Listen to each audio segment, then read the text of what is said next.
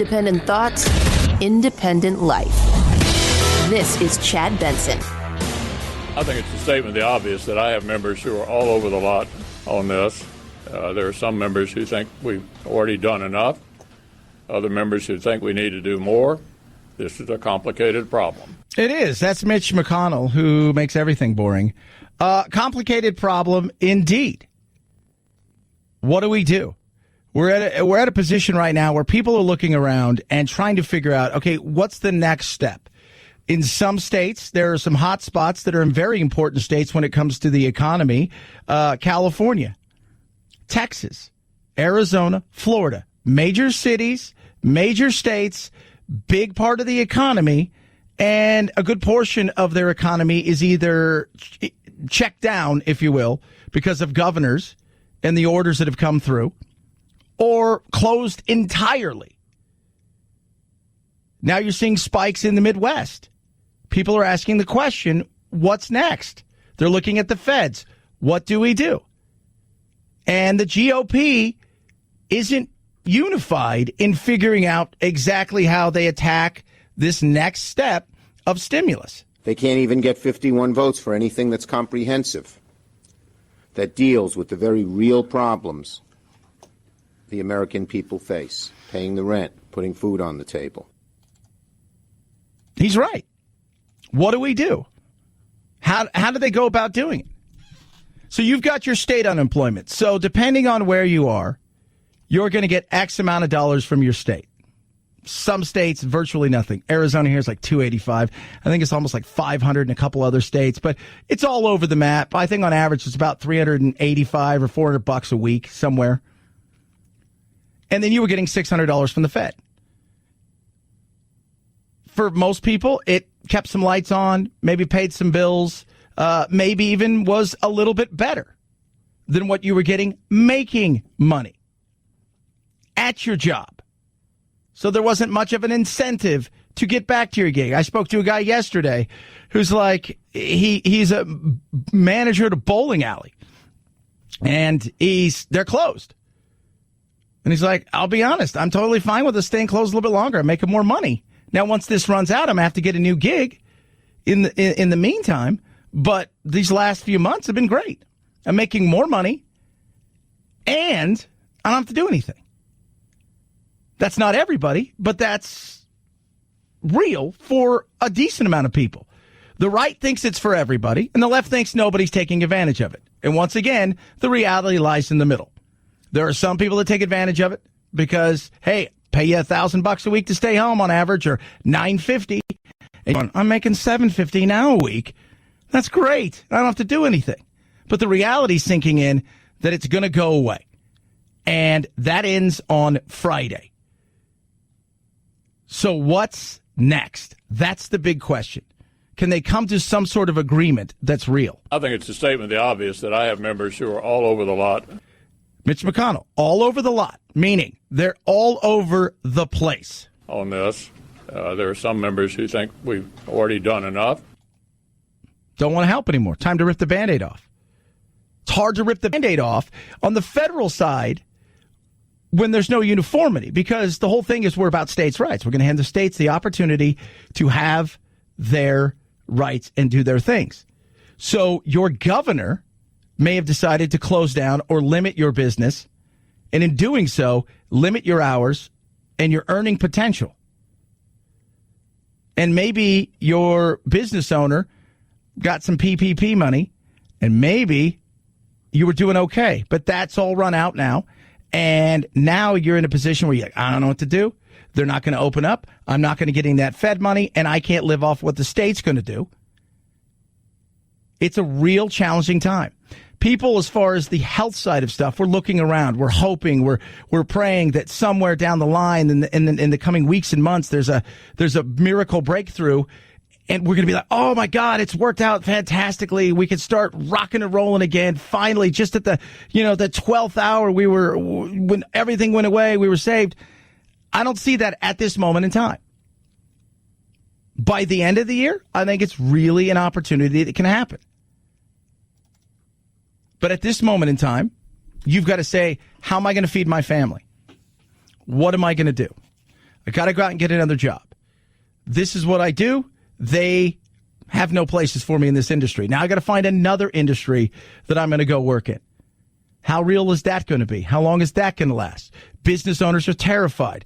Why? What do I do to open up? How can I open up anything when, even if they say open up tomorrow, how do I know what to do and how long it's going to last? Uncertainty. It is frustrating. It is frustrating. Our strength has been also pointed out as our weakness because there is no uniformity. Every approach by every governor is completely different. Talk to a lot of people on a daily basis. Some right now, their life, we're talking about, we live in two different Americas. There's a great article the other day talking about the two different Americas in the coronavirus. You have some people that are just, they're living their life. They're frustrated, but they're okay. And in that group, you also have people that are like, hey, I'm thriving. And then you have another part of America where there's uncertainty, there's anxiety, there's stress, and they're living on financially borrowed time. August is going to be devastating for a lot of people. 11 million people face eviction and foreclosures starting August 1. 11 million people. You can probably add more to that when you think about families. We're just talking about the people themselves in their homes. Not how many people are in the home, just 11 million evictions and foreclosures. Soak that up for a second. As much as the health issue is real, the thing that matters at this moment in time is people are looking out there going, all right, government, you've jacked the pooch in the way that you've handled this. You've fought left, right, and center in every way, shape, or form that you could with each other, from everything from masks to this, that, and the other. And now people are looking to you and saying, okay, what's next? And I think this is where the states have to step up and say, what other things are you going to do to help people, because you're the ones closing things down. The feds aren't closing things down. What are you going to do? 323-538-2423 at Chad Benson Show is your Twitter. Tweet at us, text the program as well. Yesterday, another interesting day in the world of, well, Trump, and he holds one of his, these press conferences are much different. The way that he comes at these press conferences now is very different to the way it was when these things first started. There would be 5, 6, 8 people behind. He would go through his things, and then he would riff a little bit. Then the media would get in there, and the media would be a-holes, and then he'd be a-holes, and they'd ask leading questions that they just wanted to start a fight, and he'd say something horrible about them. And it was, it was basic. It was, I didn't want to watch. It was nothing to do with anything real. So yesterday, Trump, well, he got a little Trumpy, if you will. We could have gotten other people. We could have gotten somebody else. It didn't have to be Dr. Fauci. He's working with our administration. And for the most part, we've done pretty much what he and others, Dr. Birx and others who are terrific, recommended. And he's got this high approval rating. So why don't I have a high approval rating with respect to the virus? We should have a very high, because what we've done in terms of, we're just reading off about the masks and the gowns and the ventilators and numbers that nobody's seen and the testing. Yeah, he's pissed. Why don't I have that? Look at all the stuff we're doing. This guy, well, because that's what the president does. At 55 million tests, we tested more than anybody in the world. I have a graph that I'd love to show you. Perhaps you've seen it, where we're up here and the rest of the world is down at a level that's just a tiny fraction of what we've done in terms of testing. So it sort of is curious. A man works for us, with us very closely, Dr. Fauci and Dr. Birx, also highly thought of, and yet they're highly thought of, but nobody likes me. It can only be my personality, that's all. Yeah, well, yeah. I mean, there is some of that. And people don't like you, and people love you and they like you. There is no middle ground with you. Zero middle ground with Donald Trump. Nobody's coming to watch some of these press conferences and still out there going, you know what, I'm going to turn this guy on and see what he's all about before I vote. I don't know anything about him. You've made up your mind. And for that 13% of independents out there, or disgruntled Democrats or disgruntled Republicans who are still up for grabs, you're going to wait till the last minute to figure out exactly what you're going to do when it comes to Trump. You may have made up your mind whether or not you like him,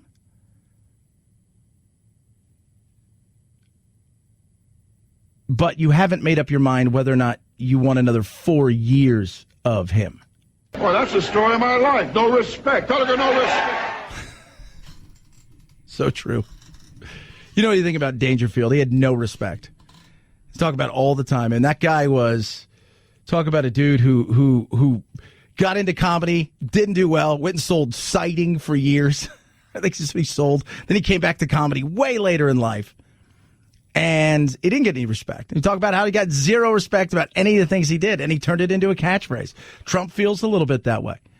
And it's sad because, and we're going to touch on it a little bit later, about some of the insanity that the media throws out there. As much as Trump, I get frustrated with Trump, I get just as easily frustrated with the media and the way they turn things into a circus. And it gets frustrating as well. 323-538-2423 at Chad Benson Show is your Twitter. Feel free to tweet at us, text the program as well. Love hearing from you. Raycons, love my Raycons. So here at work, I do a lot of different things, and I've got my studio, and then I have another show that I do locally here in Phoenix, and I will take because I do the videos and everything for the YouTube and all that other stuff. Sometimes I need to go edit, and I need to be in a meeting for the show. So I have my Raycons in, and it's just amazing because I can edit. Nobody hears anything. Seamless Bluetooth pairing. My headphones last forever. These earbuds are amazing. And while all of this stuff is going on, I've got the nice noise isolating fit, but I can also pay. It's just incredible. And too many people out there, I see it. My son was, for a long time, it was one of those slaves to the cool. Like, that's what he thought it was. And then he got Raycons, and he realized this is what it's all about. I mean, this is what it's truly all about. Best earbuds around. You will not be disappointed. Nice noise isolating fit. The sound quality is second to none, and the fit with no stems, no wires, unbelievable. Try it for yourself. Save huge. Normally something like this costs you $2.5, So you're looking at like $250, and you're going to pay well under $100, and I'm going to save you 15%. Go to buyraycon.com/Chad. Buyraycon.com/Chad. Buyraycon.com/Chad. Chad Benson Show.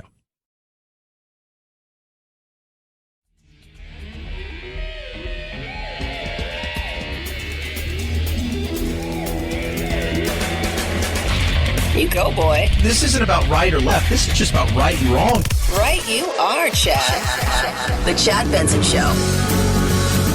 Doctors call the symptom anosmia. Researchers at Harvard Medical School call it a no-brainer, sniffing out why the coronavirus cancels out some sufferers' sense of smell. Scientists finding the virus attacks the cells that support neurons in the brain that control smell.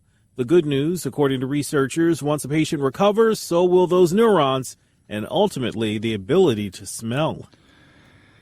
Yeah. Taste, too. I was like, if I didn't have any taste buds, I'd probably eat so much better than I do now.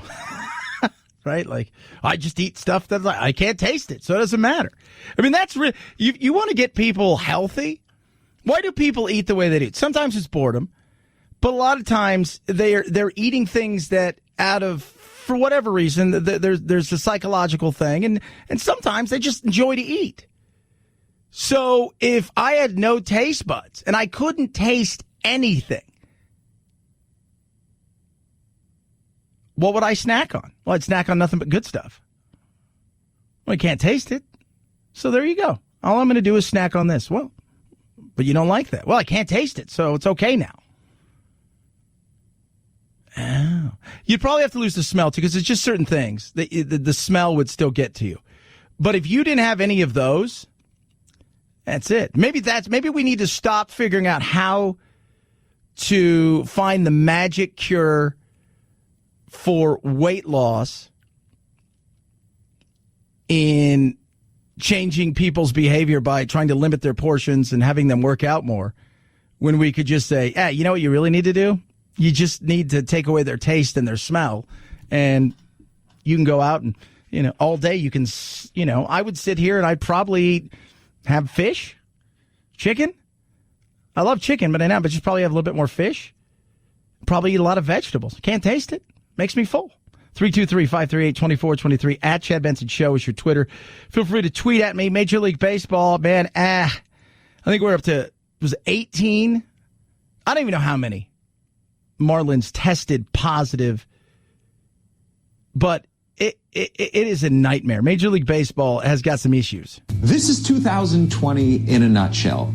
It is chaos. It is not understanding what's going to be going on within 24 hours, let alone 24 days. And Major League Baseball, if it wants to get a season in, is simply going to have to embrace the chaos. And it's a bad kind of chaos because it's coming in the middle of a pandemic. It's coming with people traveling around the country and being exposed to the virus like the Marlins were. And that is what makes it so difficult to swallow, that nobody knows what's coming next. Nobody knows what's coming next. The Marlins will not play, I think, until Sunday, and they'll reevaluate from there. That changes moment to moment.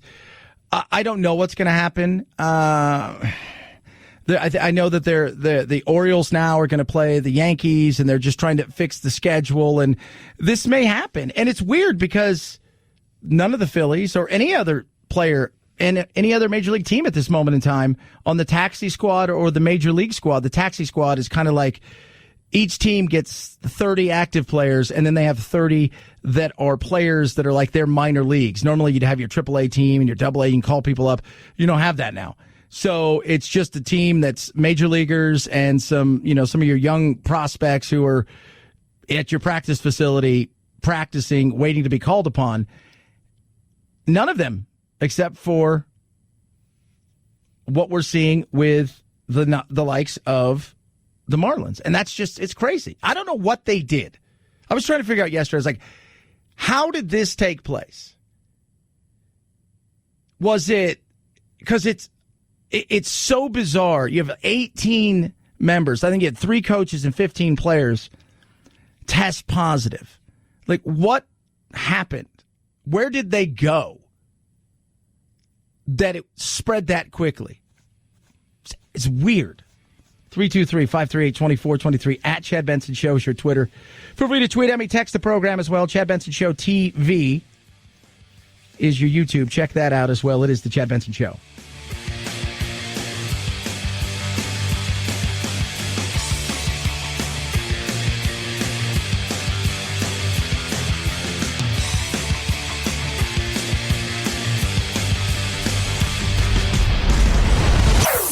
Chad Benson Show.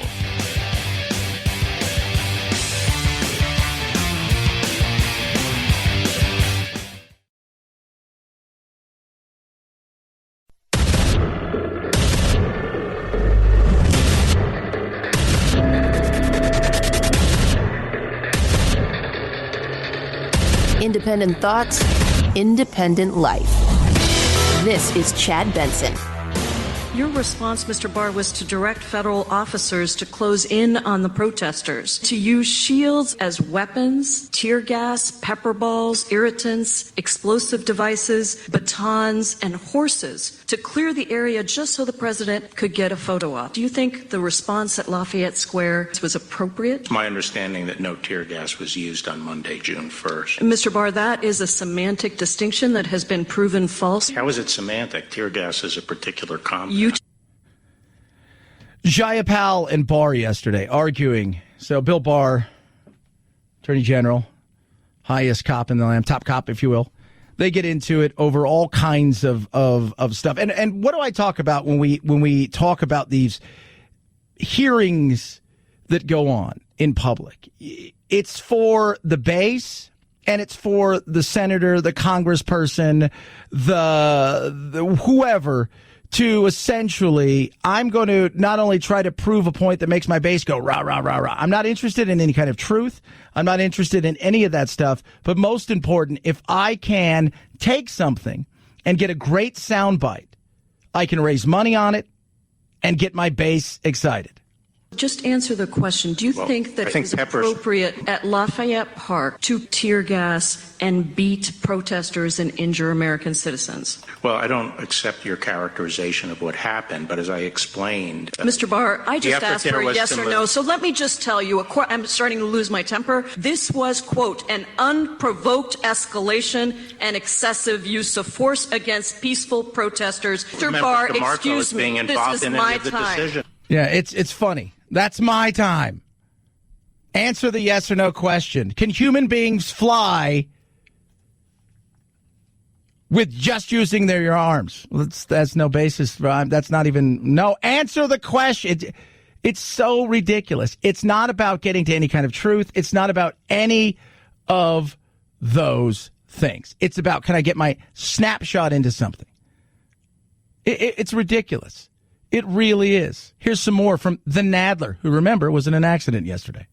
In your time at the department, you have aided and abetted the worst failings of the president. Let us recount just some of the decisions that have left us deeply concerned about the Department of Justice. First, under your leadership, the department has endangered Americans and violated their constitutional rights by flooding federal law enforcement into the streets of American cities against the wishes of the state and local leaders of those cities to forcefully and unconstitutionally suppress dissent.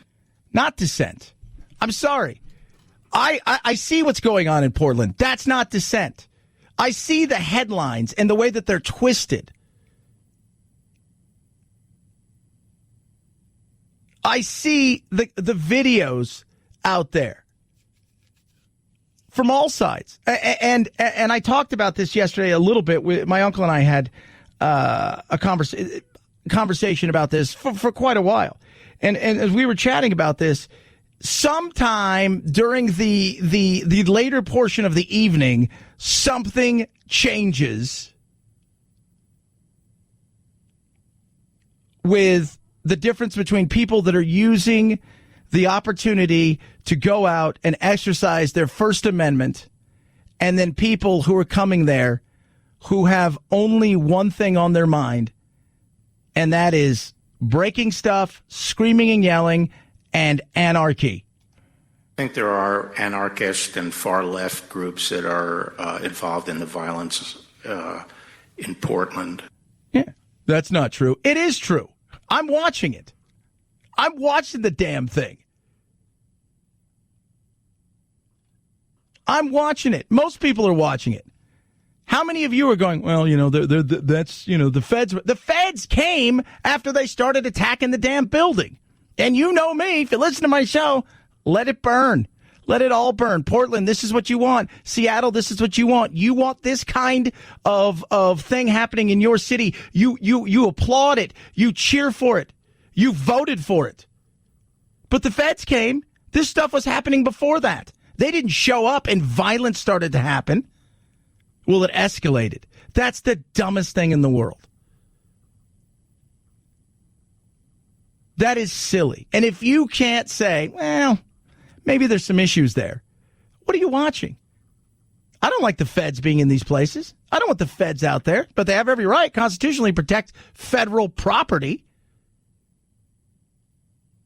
They can't pick people up off the street willy-nilly, but they have every opportunity to protect, according to the Constitution, the things that are federal. But this wasn't about any of that. It's about getting their 2 seconds of, hey, let me see what I could talk about. And let me ask you this question, right? Husband and wife trying to make ends meet, struggling, kids are home from school, they're making serious decisions.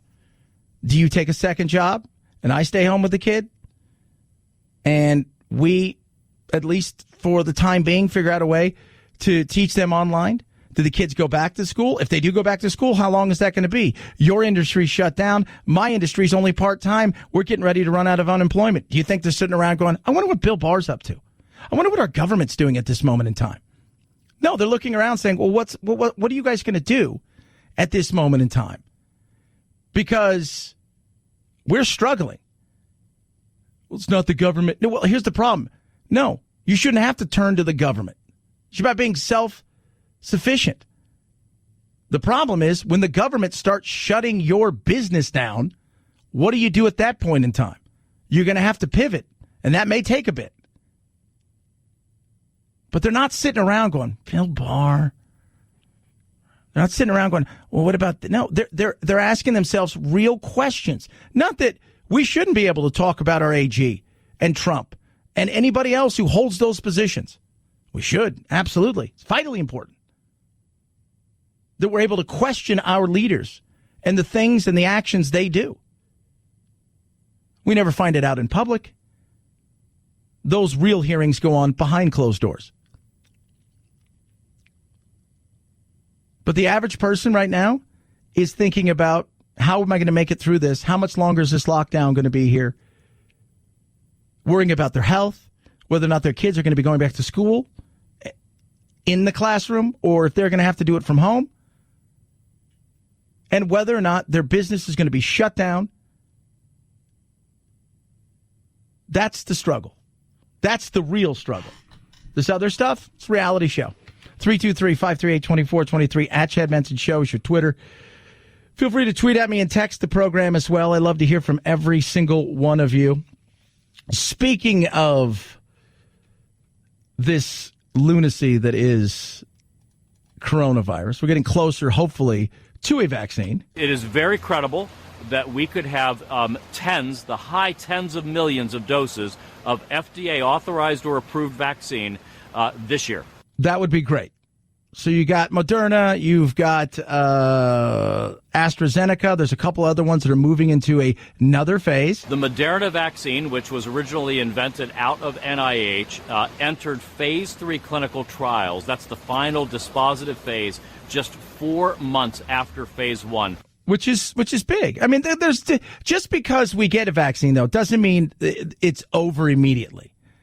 Because the way this thing's going to play itself out, it's getting as much as you possibly can produced. That's why they've already went and found the manufacturer. An incredible achievement. And now Pfizer has also launched phase 3 with their vaccine. So you got 3 now. You found the manufacturer. You got to give them a ton of money to start producing as fast as possible. Then you've got to get it out, and you want to do it in an equitable way. You don't want just, look, I'm going to say this, and people are going to be frustrated by this, but the reality is the rich, the well-to-do, the connected, they're going to get their vaccine first. Probably before it's even released in some ways, because they have the means to do it, and they will. But how do we make sure that everybody else gets it? And then you're going to have people that are not anti-vaxxers, but worried about, hey, this is that first go-around with this thing. I'd like to see how this thing lasts for a while. And then you'll have some the anti-vaxxers, and I don't think that there's as many as people like to think, but they'll be wary. And it's going to take some time. It's not an overnight, hey, we got the vaccine, tomorrow everything's great, everybody gets this. It is going to take some time for this to be delivered in such a way, but it's going to happen at some point in time. I'm of the opinion that we'll probably have 2, 3, or 4 of these, and I'm also of the opinion that they're not going to be 100%. It's not like you get one shot for polio, or you get this, and it never happens again. You have to worry about that. But I do believe that we're going to be in a much better situation in the coming months. And some of that is also based on the fact that I think this thing has moved through a lot of places. And then, Midwest now is starting to feel it as it's moving out of certain places. Arizona, we're coming down with the numbers. And I think you're going to start to see that. Here's something weird, too. Remember Sweden? Like for months, Sweden was awful. It was horrible. They're failing. Sweden, the rate of infection is dropping, and their death rate is virtually nil. And while controversial, and they've said they made mistakes. Their first mistake was the assisted living facilities. They didn't do a good job of it. But you have to look at their economy as well. They're going to contract by 5%, which is nothing compared to the other European nations. And their contraction, a lot of it's based on what? The fact that they're also an open, free society of trading. So when everybody else is hurting, naturally they're going to be hurt. But they didn't have a huge dip in unemployment. They didn't get crushed in a lot of different ways. And while their numbers were extremely high, they readily admit, we messed up when it came to the old, more than half of their deaths came in the assisted living facilities. But now their rate of infection is very low, and you're starting to see the other countries around them, their rate of infections are picking back up again. No mask. Didn't close society. Now, they live a much different way than a lot of us do here. But in some ways, I think they got some of it right. There was no playbook for this. There wasn't. And their whole thought process in a place like Sweden was, eventually, everybody's going to kind of get to where we are. You're going to shut down, reopen. All the while, you're going to be taking, one step forward, two steps back, then another step forward, and it's going to add up over time. 323-538-2423 at Chad Benson Show is your Twitter. Feel free to tweet at us, text the program as well. Love hearing from every single one of you. So, Valor Gold. Gold is through the roof. And I'm talking about through the roof. And it's continuing to fly. What are you doing to start building onto that which you've already been building on? Your IRAs, you've got money, you want to diversify. And for some people, they use gold as a means of money when they need it, source of income, but also to protect themselves to the downside, which is great. And Valor Gold's going to show you how to do that. But it's also about investing. And the way that you can invest with them will help grow your portfolio and net worth. Call Valor today, 800-202-6936. They're going to give you an amazing copy of the number one way to protect your wealth. They're going to show you about how you diversify, what's the best way of protecting that wealth. They got 50 years of experience in the precious metals industry, and to see how the weakening dollar and the volatility in the marketplace, there is no better time in history to be in a marketplace like gold and silver. Qualifies for your IRA. Call them today. Valor Gold, 800-202-6936. Or you can go online to valorgoldgroup.com/Chad, VALOR goldgroup.com/Chad. It's the Chad Benson Show.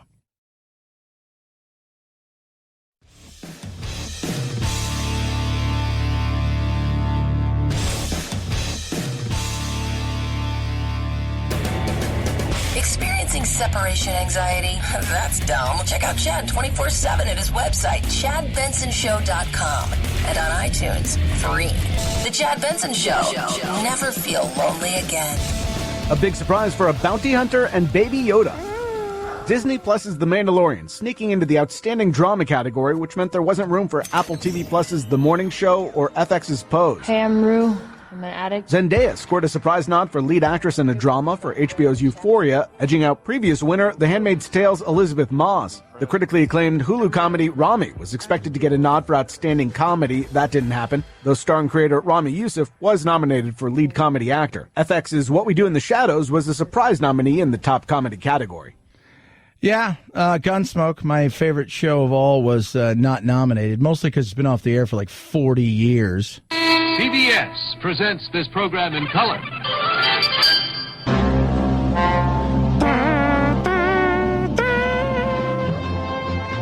Oh, I love Gunsmoke. Not nominated. I don't even know how many nominations they got.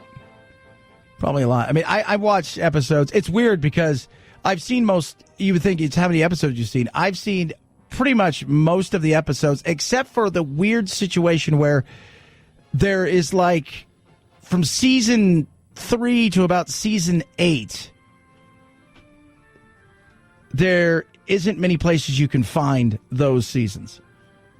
But man, they were not nominated. That sucks. By the way, I've seen none of those shows. I saw a little bit of The Mandalorian, but I haven't seen much of anything else when it comes to TV like that. Just because I don't watch TV. Just don't have. And when I watch stuff, I want something that's mindless.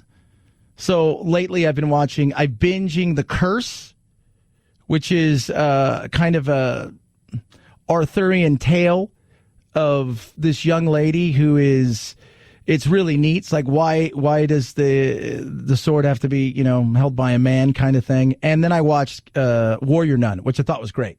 That was fun. If you like something fun, and then What We Do in the Shadows. Those are my recommendations for you. So we had a shark attack, and we know what it is now. They found a tooth. We were able to recover a fragment of a tooth, and with that fragment, Mr. Scommel was able to positively identify this as a great white shark. A great white shark. It was a shark in Maine. She died. They travel.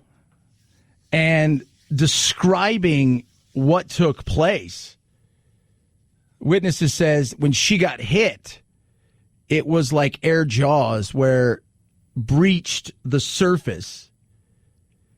And it was something. They're out there. right? Like she probably died of COVID, so they were going to put on their COVID.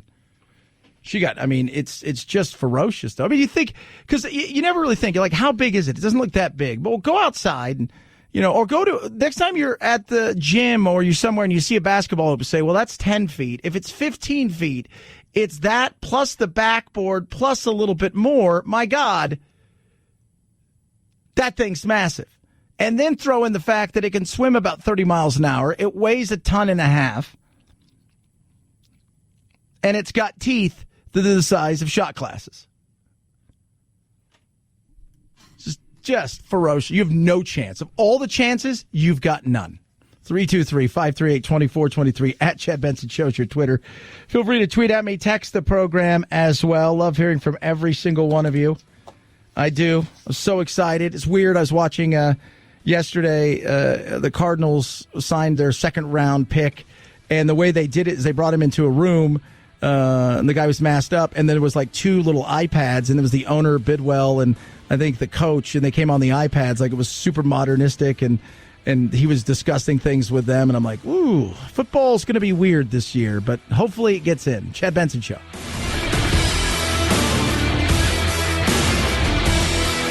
This is the Chad Benson Show.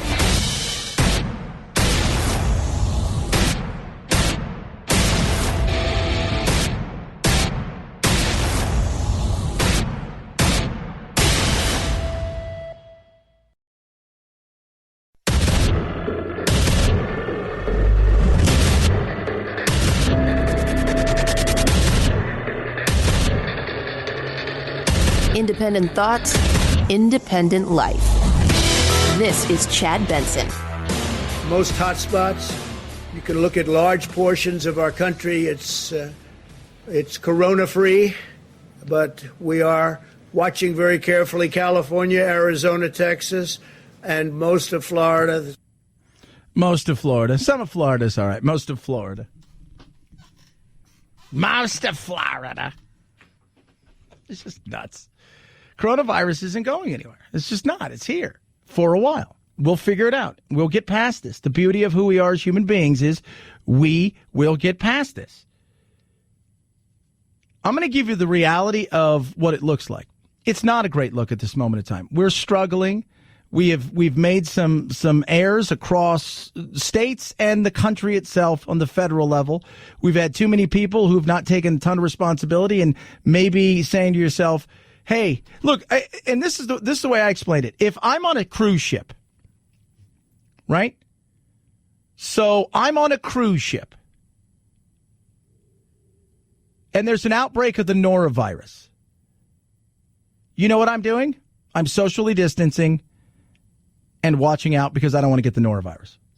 Is that what it's called? It's called the norovirus, right? The one where you get the vomits and the diarrhea and everything. It's just gross.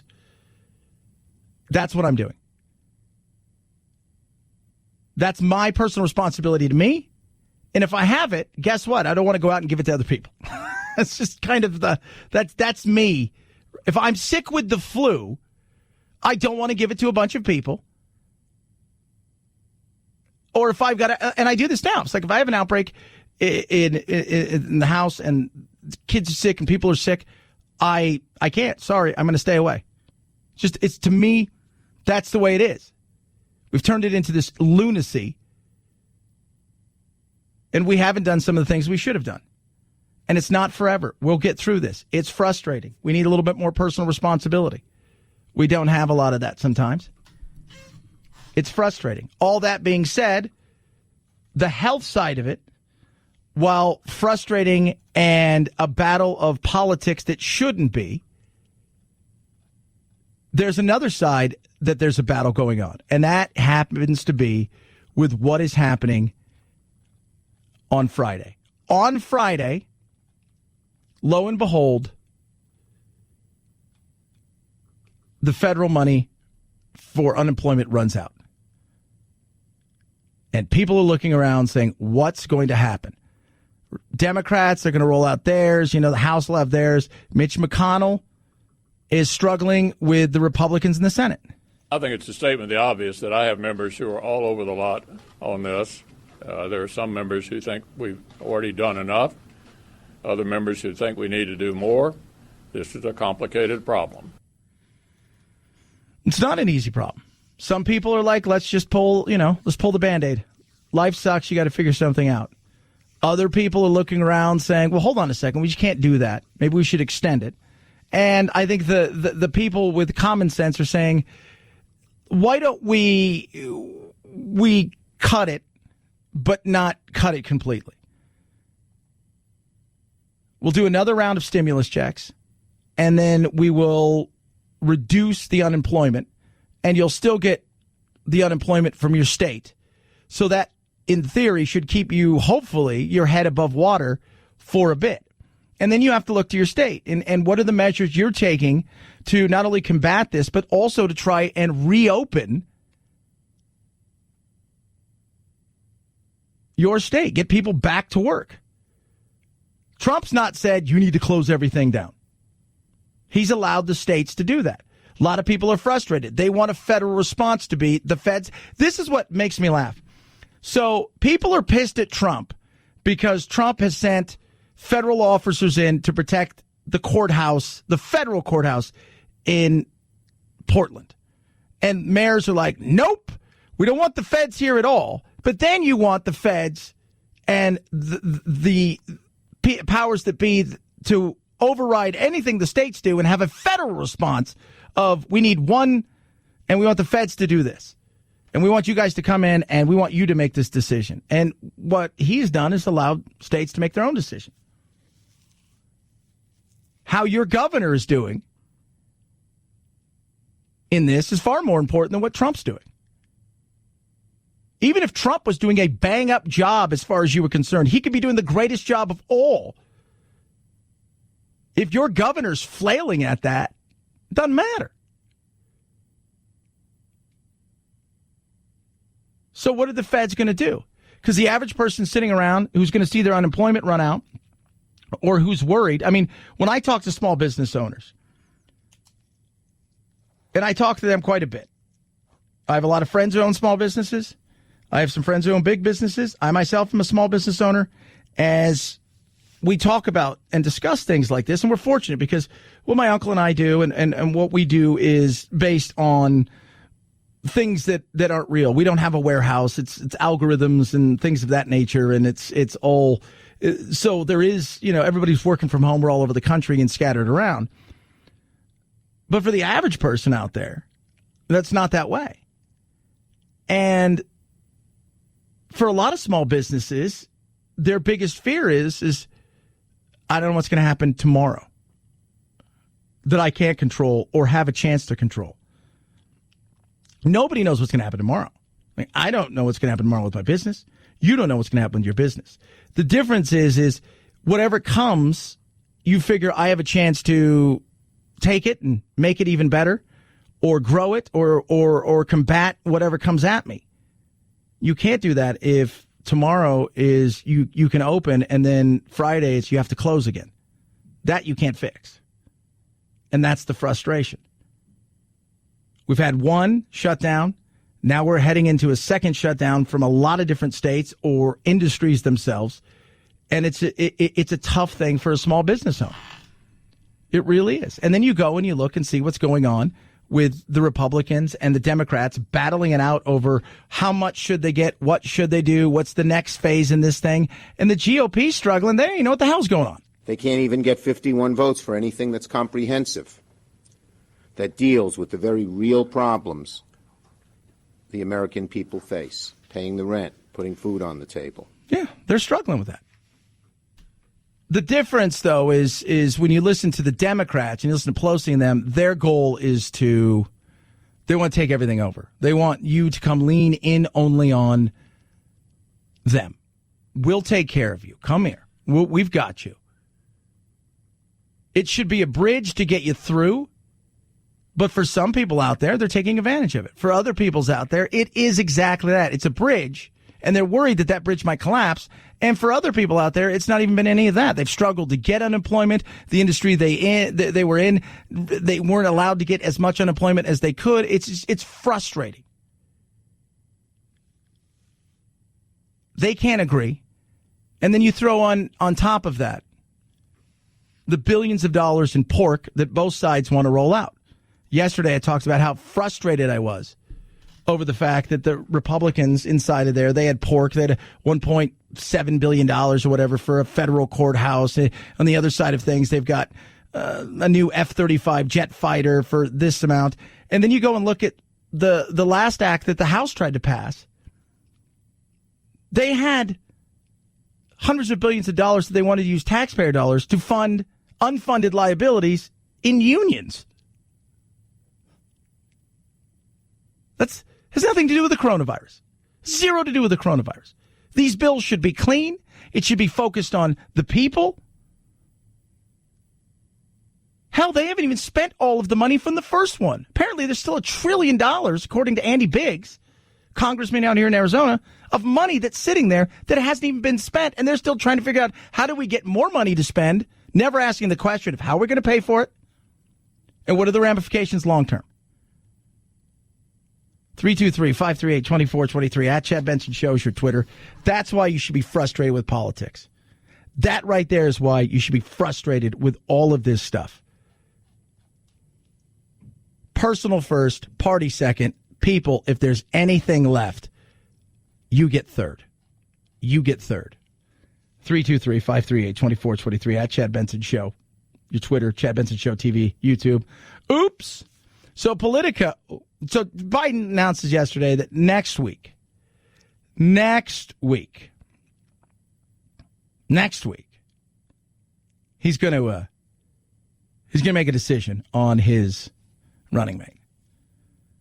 I think Kamala Harris, Tammy Duckworth, and Rice are the leaders right now. Susan Rice and him have a very good relationship. Karen Bass of Florida may help him in Florida. I don't think Elizabeth Warren's going to be any part of it, but I wouldn't be surprised that she's going to be high up in the cabinet side of it. And Tammy Duckworth. If I'm him, I look at the two that I look at. Tammy Duckworth is interesting. Progressives don't love her. She's very, very strong, very smart, very accomplished. She's a veteran of war. She lost both of her legs in fighting. That's interesting. Then you've got Kamala Harris. Pretty big profile. She's tough. She's smart. She's strong as well. You've got to ask which one it is, because this is the most important pick for vice president in forever, maybe of all time, at least in modern history, because the minute if he is elected and sworn in, that clock starts ticking for 4 years because her campaign starts. So Politico puts out, oops. Joe Biden chose Kamala Harris to be his running mate for the 2020 election on August 1st, 2 weeks before the Democratic National Convention. So they've deleted it since then. And they had this, too. In his announcement, Biden called Harris a worthy opponent and a worthy running mate. She will bring experience as a prosecutor, household name recognition, skills as a debater to the ticket. Do they know something? Probably. They know a little bit more, but oops. Oh, my goodness. 323-538-2423. That's your text line at Chad Benson Show. Twitter, Chad Benson Show TV, YouTube. What I find interesting about that, though, is if she doesn't get it, because there had to be some excitement about it. And some like, oh, my God, if she doesn't get it, who calls and says, sorry about that. Sorry about that. And if he really wanted her, but now that's out, and he's like, now we're going to have to pivot. How's that look? Oh, my Lord. My Pillow, baby. BOGO, buy one, get one free, going on right now. Love My Pillow. The sheets, the Giza sheets are incredible. My Stow and Go Anywhere pillows are amazing. You're not going to miss on any of these things. And they got the buy one, get one free, which means you buy one, you get one free. Duvet covers, Roll and Go Anywhere pillows. I use the towels. I use them every single day. 10-year warranty, machine washable and dryable, 60-day money-back guarantee, made in the USA. It is amazing. Here's the other thing. You go to MyPillow.com, use the promo code Benson when you check out. If you order Mike's book, you get the entire MyPillow order that you paid for is going to ship for free. And you're going to get a $25 gift card towards your next purchase. That's pretty awesome. That is amazing. Don't miss this amazing opportunity. Buy one, get one free MyPillows, duvets, and so much more. Use the promo code Benson at checkout at MyPillow.com. Remember, order Mike's book, free shipping, and a $25 gift card towards your next purchase. Chad Benson Show.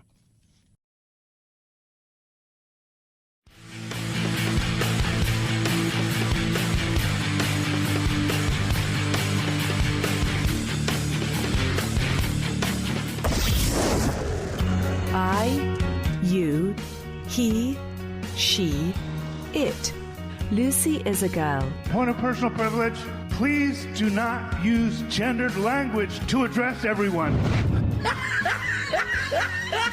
Shut up, boo. Ain't nobody got time for this. This is the Chad Benson Show. 5, 4, 3, 2, 1, 0, ignition, liftoff. Now it's time to find out what's trending. What's trending? Yeah, what does that mean? I mean something, right? Like it's trending on the old internet. What's trending? Let's take a peek and see what's trending around the interworld. Geddy Lee's trending. No, he's not dead. He turned 67 today, Phil. Take a deep breath.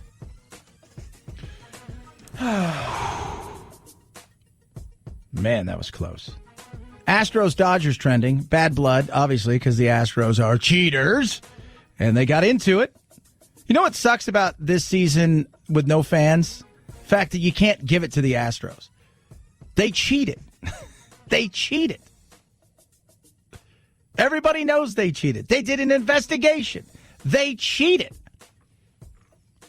They've got to be stoked. You want to know? You want a conspiracy theory? I think they started this. Got a little out of hand. They started it, though.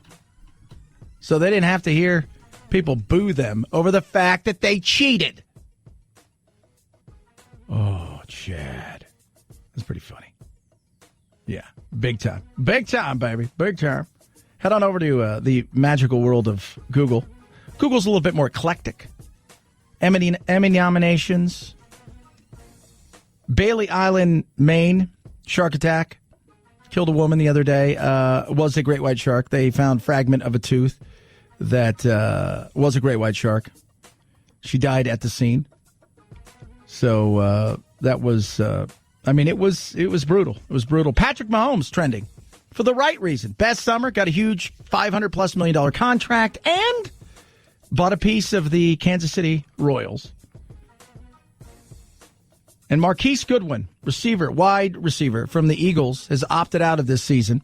Yesterday was, I think they're up to six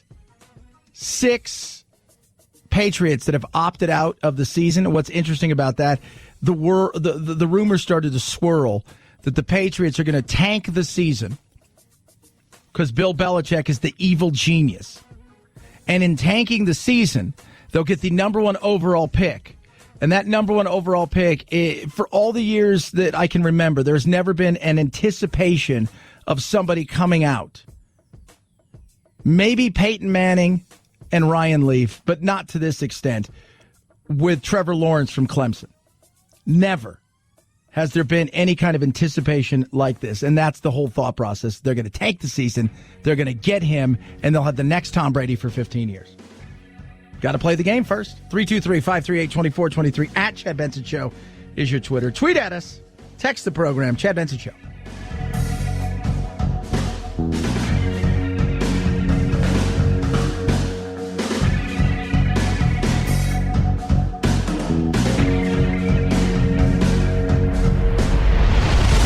The Chad Benson Show.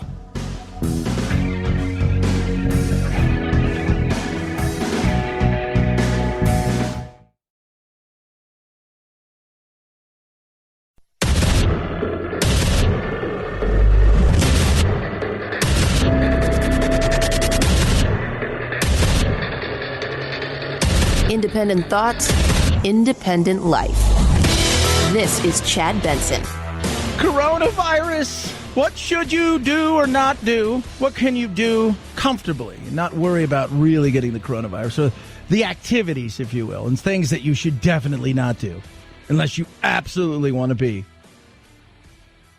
a coronavirus catcher. 18 professionals from the Ascension Via Christi University of Kansas Medical Center. Who came up with that? And the Wesley Medical Center took part in this. They got 50 common activities. 50. These activities will be based on certain things. Low risk, moderate risk, high risk. Opening mail. Oh, my God, I didn't tell you about this, Producer Phil. I got a letter yesterday from prison. From a guy. Yeah, dude sent me a letter and wants me to help him. Listens to the show. He was just convicted of robbery, assault, and murder. But he's innocent. But I opened the mail. Very little issues here. Very small. Lowest of all chance of contracting this. Right? How about pumping gas? Very low. Very, very low. Drive-through curbside pickup? Again, low. Speaking for a person for 5 minutes or less? Very low. Very, very, very, very low. Let's move to some moderate things that you, a little bit more danger, if you will, a little bit more risk involved in these moderate. And you want to know how I know? Because it says moderate, and then the low ones are in green. So you're like, yeah, these are kind of orangey yellow. Danger. Using a public restroom, a little dangerous. Eating at a restaurant in an outdoor patio, a little dangerous. This one I don't, these next two, I don't buy any of this crap. Swimming in a public pool or going to the beach. How is going to the beach any different than the going for a walk or run, which is on the low category? I'm just curious. I'm curious about that. Attending a state fair. How would you know what that would be? Because we haven't had any state fairs since this thing. Every state fair has been pretty much canceled. How could you calculate that? Working 8+ hours in the office, moderate. Getting a haircut or styled, moderate. Lifting weights at a gym, moderate. Riding in a vehicle with another person, moderate. Now, is that somebody you don't know? Like the Uber or something like that? Because if you're riding in a vehicle, like, so your wife, your husband, your kids, you kind of know them. So at this point in time, if it's going to happen, whether it's in the house or here, shaking hands, moderate. Very much. That's why I suggest just punching someone right in the grundle. It's the new way of not going to get it, but you'll remember me. Let's go now to the high risk. Very high risk. You know, I know it says high next to it, and it's very red. It's really red. Super red. Could not be any redder. Watching a movie indoor, like at a theater. High risk. Attending an indoor sporting event. Super high risk. Eating at a buffet. High risk. Attending indoor church, as opposed to outdoor church, with 30 or more people is high risk. Now, attending an indoor church with 30 or less people is moderate. Attending an indoor concert, high risk. Hanging out in a bar, the highest of all risks. These are just a few of the things that we are giving you here, ranked by physicians, of things that you should understand how much your risk is. So be prepared to understand that traveling by plane, moderate risk. Traveling by public bus, shame. I mean, risk. There's risk. There's moderate risk. Did I say shame? That was not very nice of me. 323-538-2423 at Chad Benson Show is your Twitter. Feel free to tweet at me.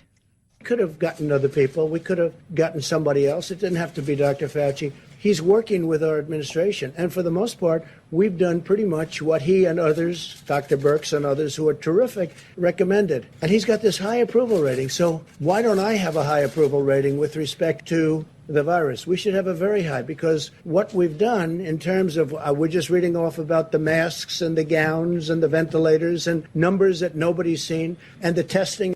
Yeah, and the testing. All of this stuff. You don't have a high approval rating because of you.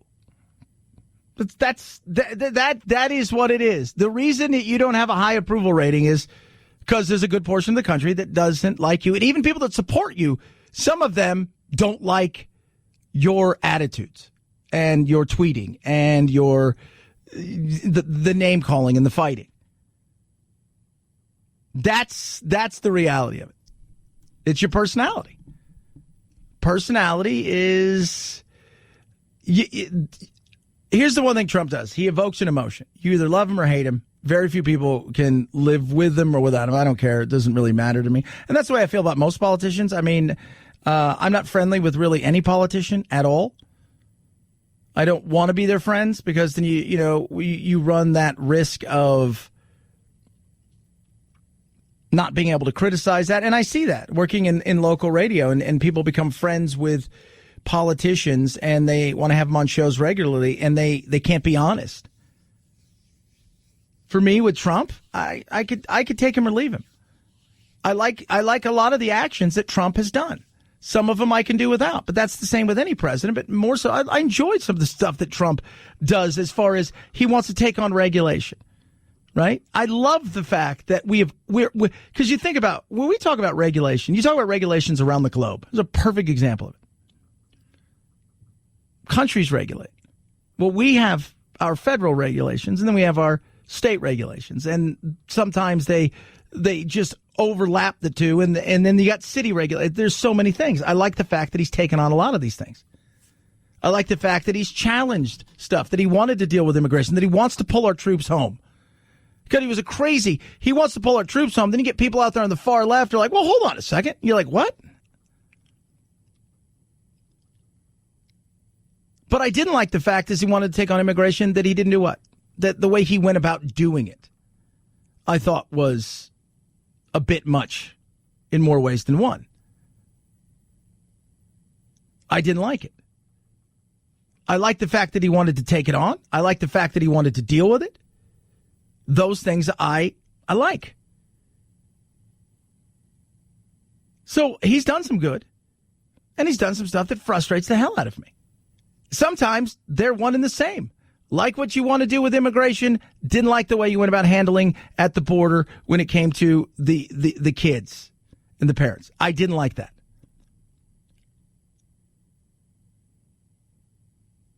It's his personality. He's funny, and he's an acquired taste, right? Not everybody likes him. Even when he wasn't a politician or the president, he still was he wasn't everybody's cup of tea. But he wants that respect. He does. That's for damn sure. He wants that respect. He wants another opportunity to come in and have 4 more years. I don't know why anybody would want 4 more years. I'm going to be honest with you. I don't know why anybody would want 4 more years of that. Whether you like Trump or hate Trump, step out of your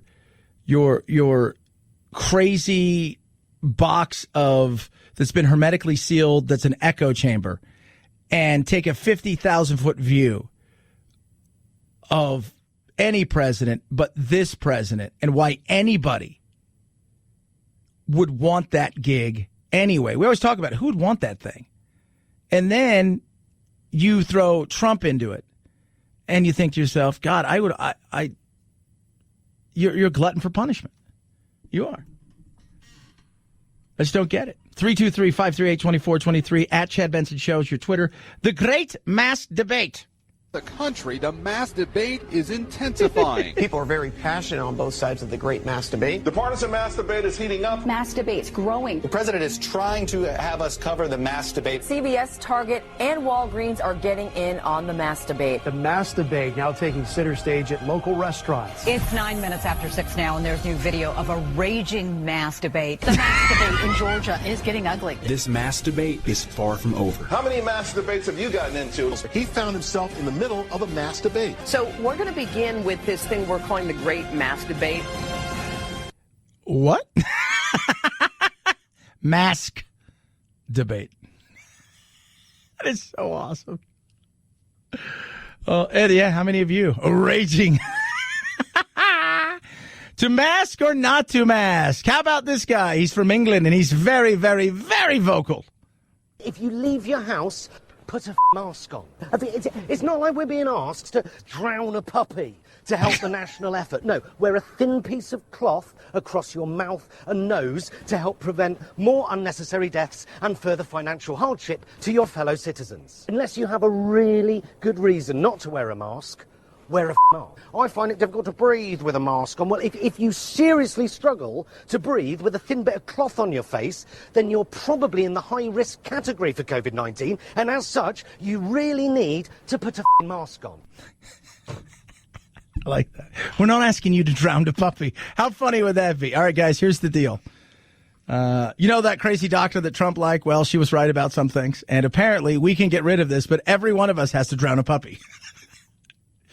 Oh, goodness me. He's not done, mate. Yes, they're uncomfortable. Yes, they steam your glasses up. Yes, they chafe your ears and give you spots on your chin. I'll tell you what's worse, though, a ventilator tube down your gullet. I'll tell you what's worse, financial ruin, death. Bit of advice, if you're finding the mask uncomfortable, best thing to do is compare notes with a nurse who's had to wear full PPE for 12 hours a day for the last 6 months. Suddenly, it won't seem so bad. Put the mask on. If this is just me, if I want to implore the public to wear a mask, I just say, look, this guy's got it. He's got it on blast. But Chad, you're taking away our freedoms. Well, I'll give you the other side, ladies and gentlemen. Anti-masker Charlie Kirk.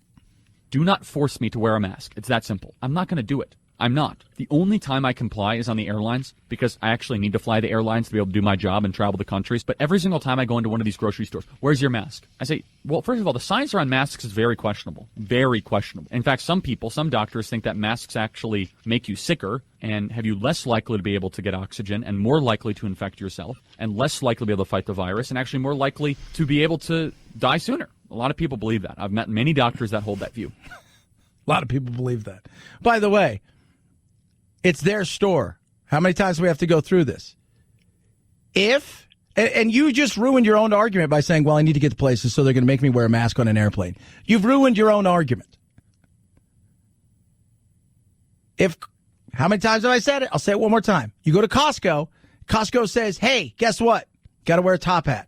That's the new rules. If you want to come in and shop, got to wear a top hat. That's the rule. The rule is you have to wear a top hat. Oh, man. What are you going to do if you want to go in there? You wear a top hat. So even if you don't believe the science, even if you think the science is flawed, even if that rule is to come in our store, you've got to wear a mask. You wear a mask. Secondly, we have a huge civil liberty issue here. Why do you have the authority to tell me what I can and cannot do with my body? I thought it was my body, my choice. Now, I think there's some restrictions that I support. I'm actually in the minority. I support seatbelt laws because I think seatbelts actually save lives. And I actually think it's not that big of an infringement on your liberty. If you fly through the window of a car because you didn't want to wear a seatbelt and all of a sudden I have to pay for your health care, that's ridiculous.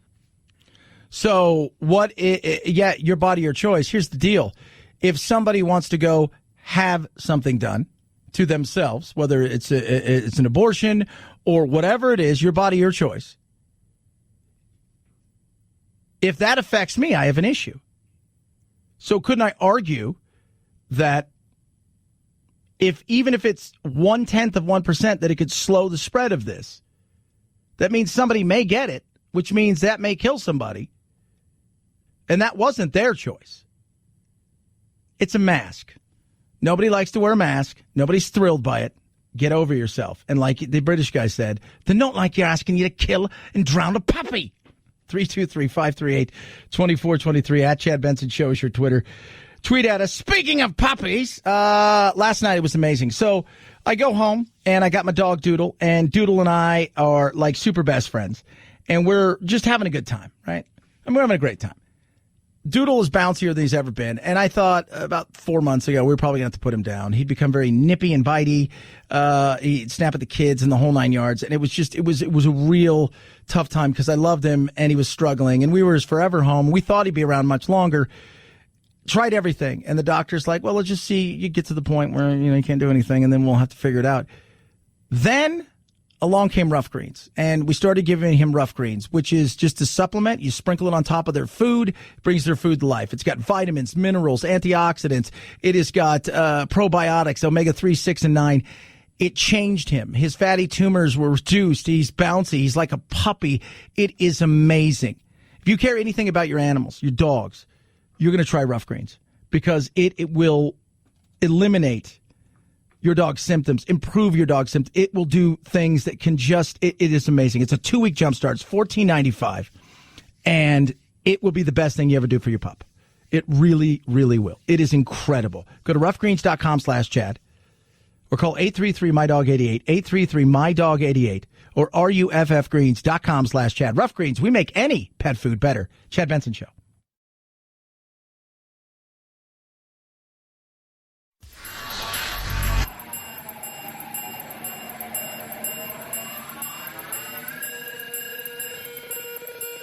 Set Chad straight. Text the show, 323-538-2423. That's 323-538-CHAD. Someone has to do it. Might as well be you. The Chad Benson Show. New studies find that an experimental blood test was 89 to 98% accurate in distinguishing people with Alzheimer's disease from those without it. More than 5 million people in the U.S. have Alzheimer's. It's usually diagnosed through memory tests and thinking skills. But doctors say having a simple blood test could help diagnose people earlier and with more accuracy. Scientists warn that the new approach still needs more validation and is not yet ready for wide use.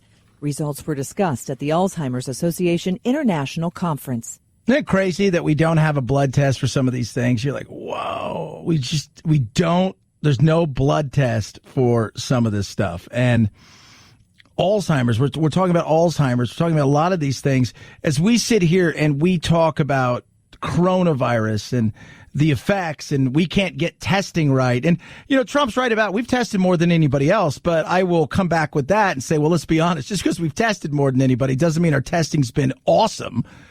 You listen to people get some of the people I've talked to. Like, I went and got my antibodies test, and it came back lickety-split. And then the doctor's like, I don't know if it really worked, though. I'm like, what? You're like, yeah, these things aren't really that reliable. I'm like, well, what am I doing here then?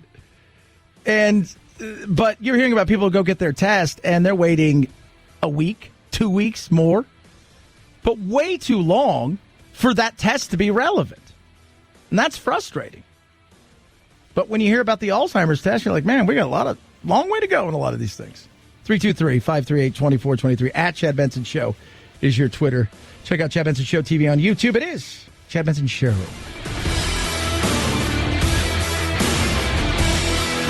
This is the Chad Benson Show.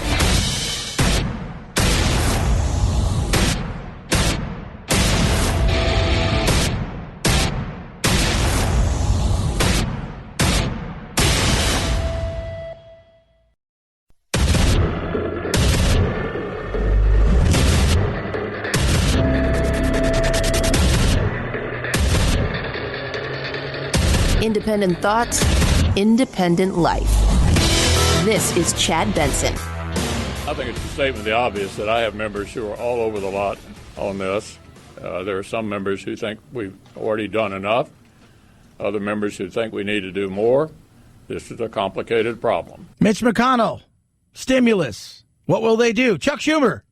They can't even get 51 votes for anything that's comprehensive, that deals with the very real problems the American people face. paying the rent, putting food on the table. Is that the government's job, to pay your rent, put the food on the table? It is when the government comes in and tells you can't work, or we're going to have to shut your business down. Well, why are you doing that? Well, because we've got an outbreak of something that is not very good. Not as bad as we thought it was going to be, but the fact is it spreads way too easy, and it would look even 10 times worse than what it is now. And we've got to get a handle on it. We don't have a vaccine, or we don't have a therapeutic. It's going to take us a while. And your states are shutting things down. We're trying to help the American people to keep the economy moving, to keep people employed, or at least their heads above water until we can sort this thing out in the best way possible.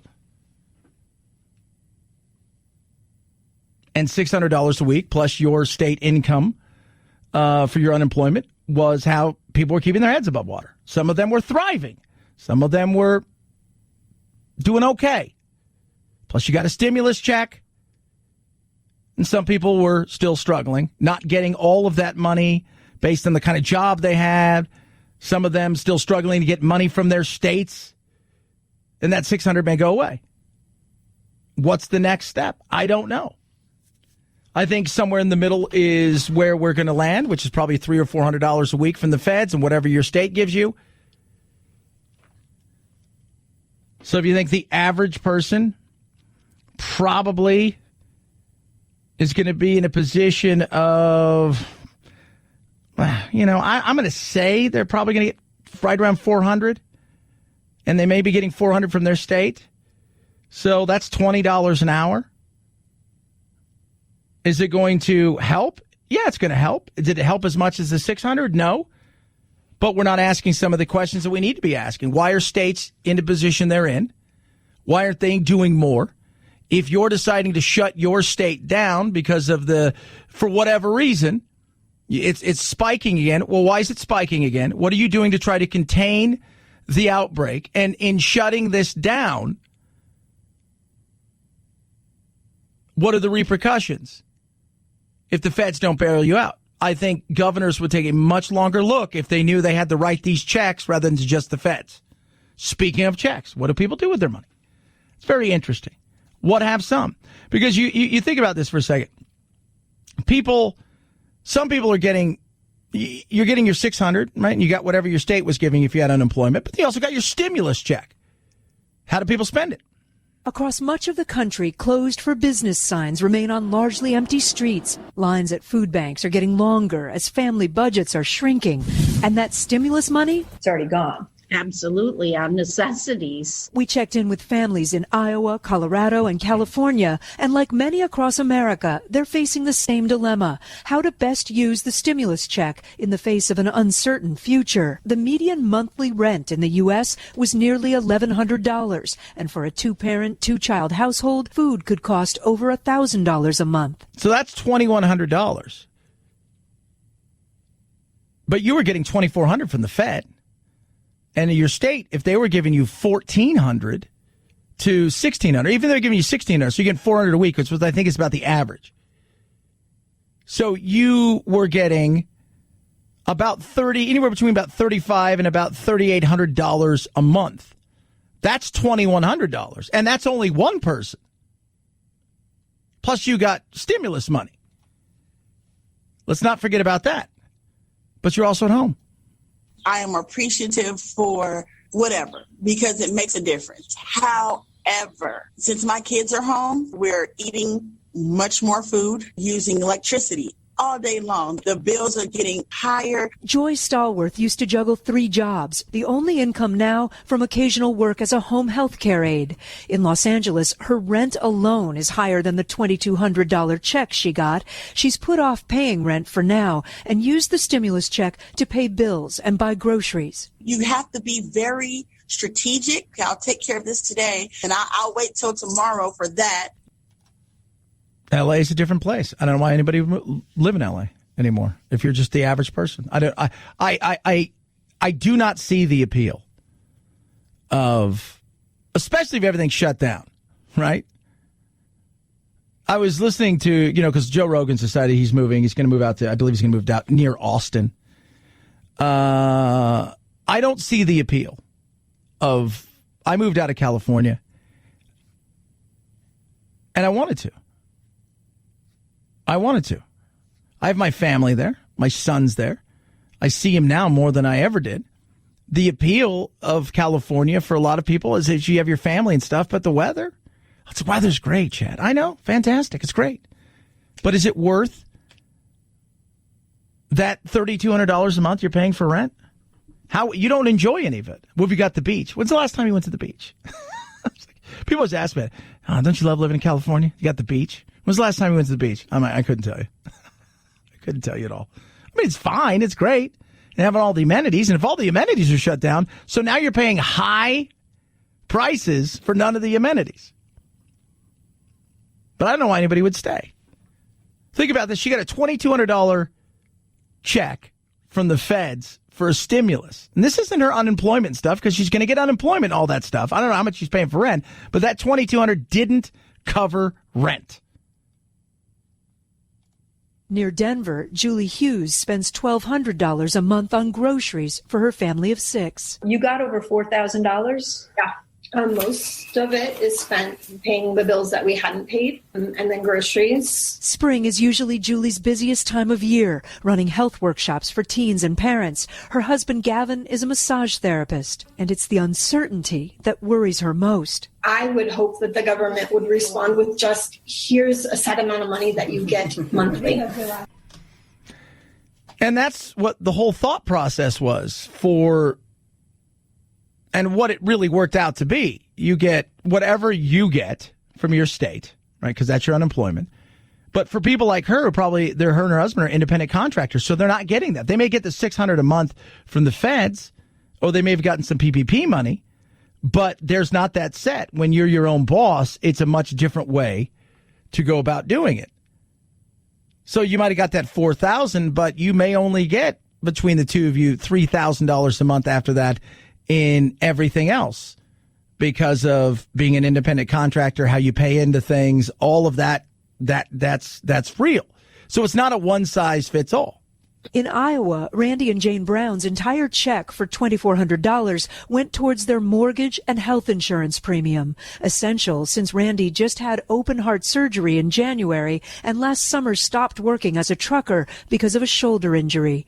Jane's job doing hair and nails went away with coronavirus. We're dipping into our retirement long before we ever plan to survive. Yeah. Now, these are stories that they're showing that, look how stressful it is, and there's the other side of it. Talked to a guy yesterday. He's like, look, dude, I'm a manager of a bowling alley. I'm making more money than I ever did, and I'm not doing anything. So when it goes away, it's going to suck. I'm going to have to get another job. But if they keep it going, I'm not going to go back to work. Why would I? I talked to small business owners when they started to reopen again. They couldn't get people who wanted to come to work. They said they would apply, but they'd never show up for their interviews because they're making too much. My sister's a perfect example of it. She had a job. Job went away because of the coronavirus. And they decided not to PPP it. You down with PPP? They said, nah, don't worry about it. We're going to shut it. Everybody went. They're collecting unemployment. She's like, I don't want to go back to work if I don't have to. Why? She's making $1,000 a week. She's 20 years old. So there's lots of pictures painted out there. There are tons of people who are stressed out. There are also a lot of people out there, and we talked to a couple the other day, who they chose not to pay their rent when they could have. They were getting unemployment and the Fed money, and they got a stimulus package, and they thought, well, we don't have to pay our landlord, so they bought some other stuff. That's on you on that one. But the financial stress grows by the day. Even when people begin to go back to work, there is no guarantee that the jobs that I had are going to open back up. As much as you're counting your blessings, I wonder if do you wish the government would do a little more? Yes, especially just for the common folks, the people that are out on the lines and people like us that are in quarantine. Yeah, and there's the problem. I think the government has, if you're going to quarantine people and you're going to shut down their business, then you have to have some sort of backup plan for those people. If this was a normal time and your life went to hell in a handbasket, and that's a different story. You can help to a certain extent, but it's on them. But this isn't a normal time. Everybody's got a different story, and every experience is their own. But while they're fighting about Bill Barr and whether or not Trump retweeted some crazy doctor and whether or not he believes hydrochloroquine is good, there are people out there who are facing real issues because they have real responsibilities in their day-to-day life to survive, still unsure if their kids are going back to school, still unsure if they're going to have a job, still unsure even if their job starts, how long it's going to last. It's a tough time. We'll get through it. It's going to get better. That I promise you, but it is stressful. It is. And the fighting and the reality show television and the pork inside of all of these bills, we don't need that. We need people that are willing to step up and be adults and responsible and say, let's do this for the people. We'll worry about ourselves and the parties later. 323-538-2423. At Chad Benson Show is your Twitter. Feel free to tweet at me. Trump pulled out nearly 12,000 troops, he announced today, from Germany. 11,900 redeploying, some of them to other nations, and about 6,500 or so are going to be coming back here. I'm great. Let's get out of some of these places. I don't want to be in Afghanistan anymore. Never wanted to be in Iraq. Let's pull them home, and let's let the world know. Look, we're scaling back. You guys need to deal with this stuff on your own. Our allies, we're behind them 100%. And we will do what we need to do to protect them. So don't think you're going to take advantage of us pulling back. Don't think that you're taking advantage of it. But know this. If you do something to us or our allies, we will respond in a much bigger way without boots on the ground. 323-538-2423. At Chad Benson Show is your Twitter. Chad Benson Show TV. I like the fact that he did this. I do. People are going to say, the people that are like, oh, well, hold on a second. Trump's evil and bad, and he's pulling out troops, are the same people who go, well, where do we have troops all over the world? What about NATO? We're not saying we're not going to have people, but God, my God, we spend money all over the earth. How about we bring it home in a time of crisis? Just curious. My goodness. Purple mattress. It's amazing. Sleeps so well. Last night, I don't even remember falling asleep. I hit the bed. I was like, Purple Grid. That's what it is. Patented comfort technology. That's right. It's amazing. So it's this grid, adapts to your natural shape and your sleep styles. You sleep on the side, sleep on your back, maybe on your stomach. It's awesome. It's for every body. No matter how you sleep, 2,800 open air channels, naturally temperature neutral gel. You're never going to sleep too hot, never going to sleep too cold, firm where you need it, soft where you want it. Never going to lose shape or sink. You're going to love this. It is incredible. When I sleep at night, I don't wake up. It feels sweaty. I'm not cold. It is absolutely amazing. And talk about a sleep. I sleep sound and comfortable, better than I ever have in years. I can't even remember ever being this refreshed and feeling this good. Purple mattress, 100-night risk-free trial. Try it now. So this is what you do. Free shipping, free returns. You try it. It's pennies on the day. And you're going to be, when you see it and the way that it is and the comfort, when you first sit on it, you're like, oh my God. Go to purple.com/Benson. Use the promo code Benson for a limited time, $150 off any mattress purchase of $1,500 or more. It's purple.com, promo code Benson, purple.com, promo code Benson. Chad Benson Show.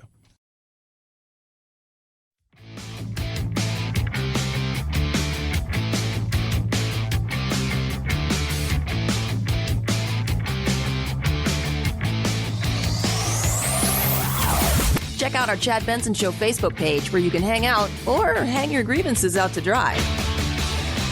This is Chad Benson. In his prepared statement obtained by ABC News, Zuckerberg will tell lawmakers that companies aren't bad just because they're big, adding Facebook became successful the American way by starting out with nothing and providing products that people find valuable. Yeah, they're getting grilled today. The ABCs, the Amazons, the Googles, any tech company today is going to get thrashed. They're going to bring them up and say, what do you guys do? It's antitrust. You guys have a monopoly. Blah, blah, blah, blah, blah. Chief executives for the world's biggest tech companies preparing to appear on Capitol Hill for a historic antitrust hearing. Amazon's Jeff Bezos, Facebook's Mark Zuckerberg, Apple's Tim Cook, and Google's Sundar Pichai, a group that includes two of the world's richest men. They're expected to face questions over whether the size of their companies stifle competition. Yeah, probably. I mean, there's no doubt that, but here's and this is the thing that I'm going to throw out there. In a world that wasn't so global, there's no doubt these companies would probably have to be broken up. But we're global now. Google, huge. Massive. Amazon, massive. But it serves the globe. We like cheap goods. There's Bing. They suck. That's the reality of it. It's not like Microsoft doesn't have any money. They have a crappy thing. Mozilla, Firefox. There's a search engine. You know what the second largest search engine in the world is? YouTube, which I think Google owns. Wow, they're 1 and 2. You go and you look at Facebook. MySpace was out there. MySpace got crushed. Why? Because Facebook offered something better. And that came along. And there you go. People flock to that. Then you got the Instagrams and you got the TikToks, and there's a lot of different things that are out there, and you've got choice. Are these companies massive? Yes. Do they stifle competition? I think government stifles competition more than anything else by allowing these guys and gals to come in there and be buddy-buddy and flow money into them, which helps them get awesome restrictions and or more rules and regulations, which then stifles the competition. But they're in for a grilling today, but at the end of the day, nothing will change. 323-538-2423 at Chad Benson Show is your Twitter. It's the Chad Benson Show.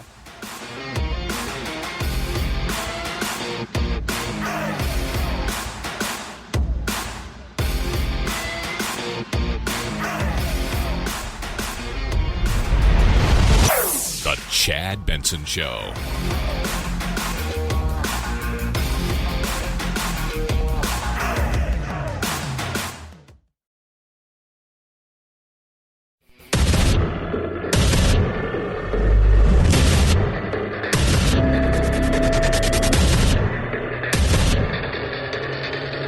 Independent thoughts, independent life. This is Chad Benson. At 55 million tests, we tested more than anybody in the world. I have a graph that I'd love to show you. Perhaps you've seen it, where we're up here and the rest of the world is down at a level that's just a tiny fraction of what we've done in terms of testing. So it sort of is curious. A man works for us, with us very closely, Dr. Fauci and Dr. Birx, also highly thought of, and yet they're highly thought of, but nobody likes me. It can only be my personality, that's all. Yeah, that's fine. It could be your personality. You're highly thought of by some and hated by others, and even people that like some of the stuff you've done, some of them don't like you as a person. I've worked with people that I respect in the way that they do their job, but as a human being, I wasn't a fan. Just wasn't a fan. Just wasn't a fan of them. And I think that 13% of people out there that are trying to figure out what they're going to do come voting time, and that 13% may grow to 15, 20, 30%, depending on what Biden does and his pick for VP. How much is the radical, progressive lunacy of the Democratic Party? I'm not talking about the run-of-the-mill Democrats. I'm talking about the ones who advocate for the open borders and just some of this lunacy. How much are they going to be able to overrun Biden and his message, and how easy is that going to be able to see? They go, he's going to be nothing more than, a guy that is potentially struggling with his faculties, running a company where everybody else is the puppet master behind him. That's going to scare people away. That is. So a lot can change between now and then, and that includes the coronavirus. What will happen with the coronavirus is anybody's guess. The vaccine, I think we're getting closer to something. And that is exciting. I mean, we are really, really moving in a great direction. Pfizer just announced a little while ago that they're combining phase 2 and phase 3 trials. And the vaccine looks like it's really heading in a very rapid direction, a very positive direction. And that's good. And people now wondering what's going to go on with the stimulus as we move towards that. That stuff's being handled at this point. You're listening to your state, you're listening to your local health officials, And that stuff, there's not a lot any of us can do outside of, hey, let's mask up when we need to, try to do the best we can to social distance. And at that point in time, there's not a lot else you're going to be able to do. Now, what about the states and the federal government when it comes to the stimulus? They're a mess. The Democrats and Republicans are a mess. They can't even get 51 votes for anything that's comprehensive, that deals with the very real problems the American people face, paying the rent, putting food on the table. They can't agree with any of those things. They're they're miles, universes apart in how they want to attack this next stimulus. I think they're all fine with the check, $1,200 for every person earning $75,000 or under, and $500 per dependent, whether you're taking care of your grandmother or your children, whatever it is. But it's the unemployment side that they struggle with. When we get to the end of the process, I would hope all of the non-COVID related measures are out, no matter what bills they were in at the start. And I love that. Now, how real is that going to be? Because you guys got non-COVID related crap inside that Senate bill, Mitch. But the Democrats tried to squeeze through billions of dollars for unfunded pension liability and tax credits for renewable energies and new emission standards. That stuff's insane. It should just be clean. Let's get it in. Let's get it out. Let's park it there. This is what we're going to do. This is how long it's going to go for. Now let's focus on trying to get this thing, at least with the tools that we have, to mitigate what's going on and get people back to work. That's where we should be headed. Where are we headed? God only knows. As the great Brian Wilson and the Beach Boys said. 323-538-2423 at Chad Benson Show is your Twitter. Feel free to tweet at me, text the program as well. It is still a nightmare in Portland. And as we all know, it's all Trump's fault, right? I mean, that's the way, if you read a lot of the media, everything's Trump's fault. Very few media outlets have been very genuine in the coverage of this. Some have gotten a little bit better than others. There certainly is a smaller group of people that is inciting this violence night after night. We saw it play out last night where, again, thousands of people listening to the messages and just a handful of people that were starting fires on the other side of the barricade. They shoot fireworks, and they are the ones trying to draw these federal agents out every single night. We spoke with BLM organizers that say they are busy every single night running interference. They actually have walkie-talkies to talk to each other to make sure they can run out and stop some of the violence. Now, you listen to her. What did she say? There's some violent. First of all, you're not at that point, you're rioters. You're not protesters. And they're trying to draw them out. You've got Black Lives Matter who are pissed and angry. And rightly so, because they're looking around here going, what is this about? What is this about at all? They're frustrated because this isn't what their message was supposed to be. Like I say, the spirit of what they were talking about compared to what so much of it has become. And the hijacking of it as well. He wants to start problems. We got peaceful protests, and it's about our lives. I feel like more white people are hijacking this movement, and it's supposed to be about black people. I feel like white people are hijacking this movement. Yeah, because you got a bunch of pissed off suburbanite kids who are over. I mean, they're helicopter parent, bulldoze parent, overly educated in the I Hate America colleges across the country in classes,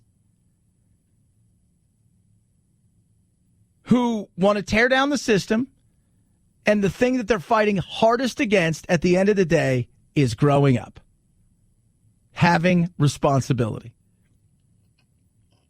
I can't work, Mom. You don't understand. The world's not equal. Things are not equal. So I can't have a job. They want me to show up every day and wear clothes. In feet prisons. That's shoes. 323-538-2423 at Chad Benson Show is your Twitter. Feel free to tweet at us. And then you got arguments going on amongst themselves. So why are you trying to destroy us? No one is trying to destroy you. You know lighting fires is going to cause them to come out. You know that. You want them. No, that's not what we're here for. Translation. They're not coming out. They only showed up because you guys did stuff. That's it. You guys did stuff. Fed showed up. When the Fed showed up, you egged them on.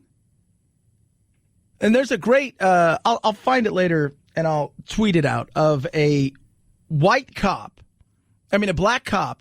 who's talking about the fact, he's like, I have never been called the N-word more than I have by these protesters ever. But what do you mean? That's what it is. It's nuts. It's nuts. And that crazy dude in the tutu screaming and yelling at the cops about how stupid they are because what kind of education did you get? You're standing there wearing guy liner in a tutu with no shirt on and like combat boots, like you were at a rave or went to an Erasure concert. You're jumping around, screaming and yelling at the police officers, talking about their lack of education. Stupidity. It is. 323-538-2423 at Chad Benson Show is your Twitter. Feel free to tweet at me. Text the program as well. This was interesting last night. New York. Another unmarked vehicle situation. Some of those protests still happening here, ending here in Times Square, and we are expecting more to come today. But now city leaders are demanding answers after one of the protesters yesterday was forced into an unmarked police van. It happened, a group called Abolition Park, which was holding a Black Lives Matter protest march, say an unmarked van came upon them with no warning, and 18-year-old Nikki Stone was quickly taken inside, which you can see in this video that went viral. Now, when you watch the video, there are cops on their bikes surrounding and protecting this person being taken into custody. So we want to know what's going on. Are these the feds? Are these evil? Is this kidnapping off the street? Police, however, say the woman was arrested because she was wanted for damaging police cameras during 5 separate incidents in and around City Hall Park. In a tweet, the NYPD says, quote, when officers from the warrant squad took the woman into custody in a gray NYPD minivan this evening, they were assaulted with rocks and bottles. The warrant squad uses unmarked vehicles to effectively locate wanted suspects. Oh, so they weren't the feds. They were the warrant squad. This wasn't a kidnapping. She did do some stuff, according to them. They had a warrant for her, and they were looking for her because she had damaged property. She'd done some other things. Oh, my goodness. There's a story that's not being told because many times it's not being told. It's not being told. They tell a portion of said story. That's what happens. You get a portion of said story, not the whole story. Not at all. 323-538-2423 at Chad Benson Show is your Twitter. Feel free to tweet at us. You can text the program. NFL's getting ready to start. Major League Baseball is a disaster. And the Marlins are just a double mess. Major League Baseball says that of more than 6,400 COVID-19 tests performed since Friday, nobody outside of the Miami Marlins tested positive. But with the Marlins now dealing with 17 cases among their traveling party, according to our partners at ESPN, the team's next 6 games have been postponed. The Philadelphia Phillies, who hosted the Marlins over the weekend, won't play until Friday. Their scheduled opponents this week, the New York Yankees, pivoted to Baltimore. They'll now play the Orioles. Also affected, the Washington Nationals, they're off this weekend because they were supposed to visit the Marlins. Yeah. So the Marlins are it. And that's an interesting thing. I don't know what it looks like moving forward. Are they going to have less games? Are they not going to play those games? Is it going to come down to we're going to try to make these games up, but if they don't matter, then we're not going to play them. That is a possibility, but they need to start figuring some stuff out. Buster Olney. Major League Baseball needs to reestablish the credibility of the health and safety protocol that is put in place because it's clear from the reaction of the Marlins and the Phillies on Sunday that there was a lot of confusion about what was going to happen and what should have happened on Sunday. Yeah. And it was a mess. And the Marlins contributed to it big time because they knew some guys had tested positive. They did a group text of which they were agreed to play. By the time everything was said and done, 15 members of the team and 3 members of the staff had tested positive for the coronavirus, which is crazy. But the fact that you knew and you still decided to play on was ridiculous. 323-538-2423 at Chad Benson Show is your Twitter. Tweet at us. HelloFresh. It's delicious. HelloFresh is amazing. Comes right to your door. It's contact free. You don't have to worry about meal prepping and any of this stuff. It is amazing. Get 22 chef-curated recipes each week, including low-calorie if you want it, for many of you out there, but on a little COVID-19, if you will, vegetarian, family-friendly. You name it, they've got it. Craft beers, they got taste tours, surf and turf. It is awesome, and the saving of money is also great. How? Because if you go out and you buy this stuff, you're going to save about 40% with HelloFresh. Think about that for a second. It comes to your door, easy to assemble. Like the assembly is awesome. You know when you get something that says, assembly required? This is great. It's right in front of you. You've got the recipes. From the time you take everything out, fresh, too, by the way, out of the bag, onto the plate, from the oven, about 20 minutes. And dig in, and delicious. Delicious. Here's the other thing. You can change your delivery days. Add extra meals. Skip a meal. Skip a week. They're flexible at HelloFresh. They want to fit your lifestyle. Get started today with America's #1 meal kit. I love it. You will too. And you know how picky I am. Eat like a 7-year-old. And guess what?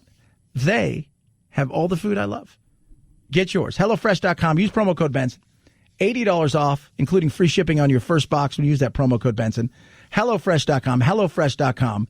Use promo code Benson. Get $80 off, free shipping on your first box. HelloFresh.com. Promo code Benson. Chad Benson Show.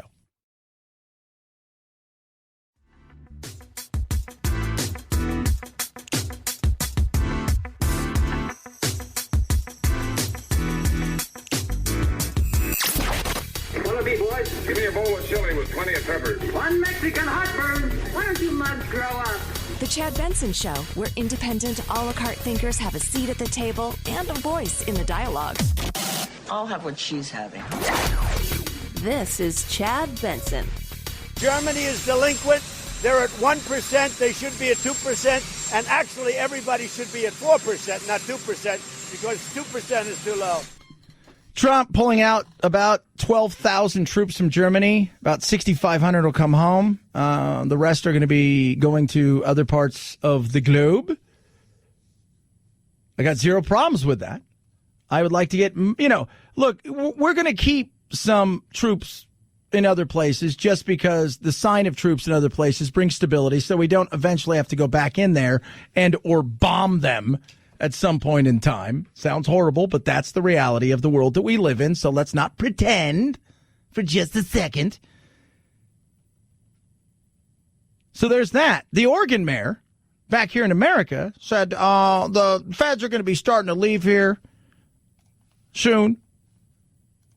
U.S. agents will begin leaving Portland soon. Trump, what do you think? Our people have done a fantastic job. You hear all sorts of reports about us leaving. We're not leaving until they've secured their city. Well, they're not going to secure their city, I think, in any time soon. And Trump said something here about that I agree with. The stimulus should come with nothing. It should be a simple and easy package that's a clean bill. That's what I want. I think most people want that. Both sides have tried to stick pork in there. Republicans, I've called you out for it. Democrats. The Democrats are not taking care of the people. Nancy Pelosi takes care of herself, but she doesn't take care of anyone else. Yeah. She hasn't, because she's got stuff that she wants in there. Some big stuff. And I am not into paying for everybody else's crap. They want big bailout money for Democrats that ran cities terribly. Their cities are going down the tubes. You look at Portland, you look at what's going on in Seattle. I'm sorry. They want money to rebuild some of these things. They want money to cover the pensions. No, it should be a clean bill about today. I'm sorry that you overspend and promised people things that you cannot deliver on. That's a you problem. You overspent, you overpromised, and then you've allowed certain things to get out of hand. That's on you. You got the government you deserved. Republicans, stop with the pork. We don't need money for F-35s and a new $1.75 billion FBI building. Clean bill. Get it done. Have a great rest of your day. We got you over the hump. We do that. Follow along across all social medias. As always, night-night, Jack. This is the Chad Benson Show.